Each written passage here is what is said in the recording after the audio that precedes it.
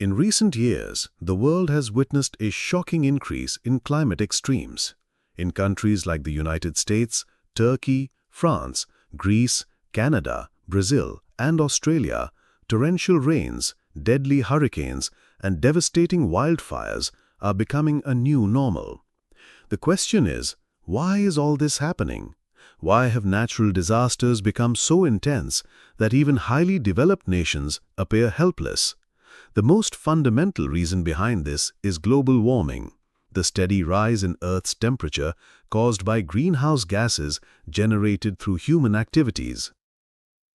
Global warming refers to the rise in Earth's atmospheric temperature because the heat from the sun, instead of returning to space, gets trapped in the atmosphere. Human activities have filled the air with so many gases that they now retain heat within the planet. The burning of fossil fuels, such as coal, gas, and oil, rampant deforestation, industrial pollution, the excessive use of chemical fertilizers in agriculture, and the open burning of plastic and waste are the main factors poisoning the Earth's atmosphere. The levels of carbon dioxide, methane, and nitrous oxide continue to rise, trapping heat on Earth and causing the planet to warm further. The direct effect of a warming planet is on atmospheric moisture. Warm air has a greater capacity to hold water, so when it rains, it not only pours more heavily but also releases larger amounts of water in shorter spans of time. This is why rainfall in different parts of the world is now turning into dangerous floods. In 2024, torrential rains in China and India destroyed thousands of homes, while by mid-2025, Pakistan and Afghanistan were battered by severe downpours.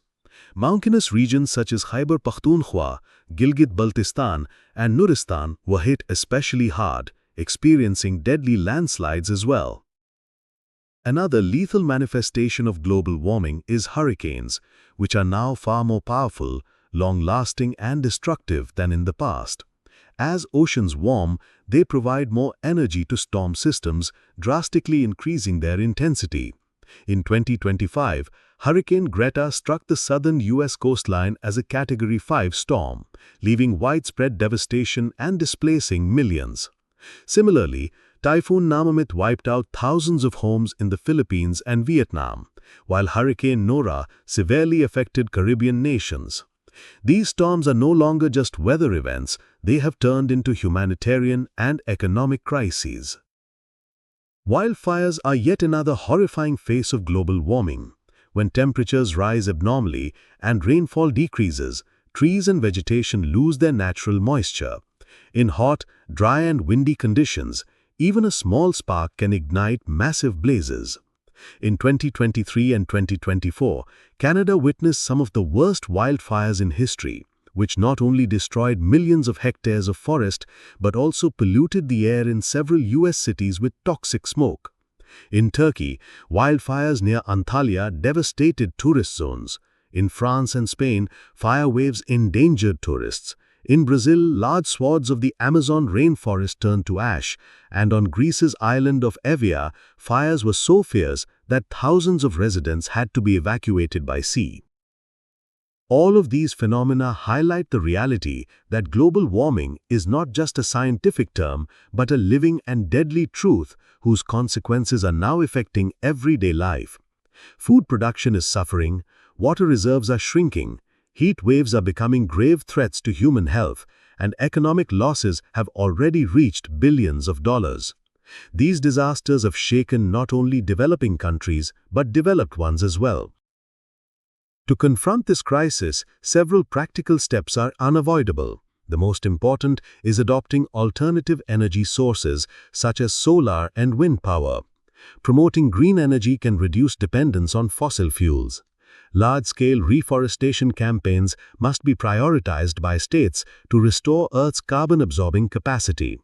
International agreements like the Paris Climate Accord must be implemented seriously.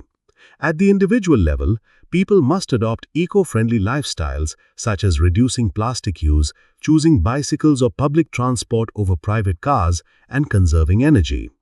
Environmental education is equally crucial so that the new generation accepts environmental protection as a responsibility. Climate change should be included as a formal subject in school and university curricula.